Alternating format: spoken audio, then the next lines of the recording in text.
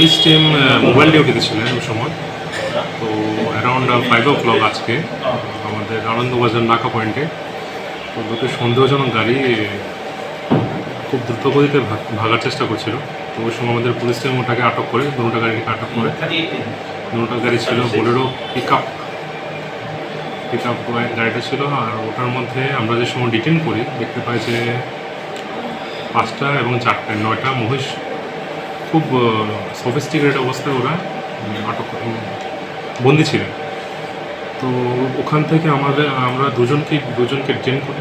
দুজনের নাম হচ্ছে রাজীব উদ্দিন, একজন নাম রাজীব উদ্দিন, আরেকজন নাম পার্থ সারথী দাস।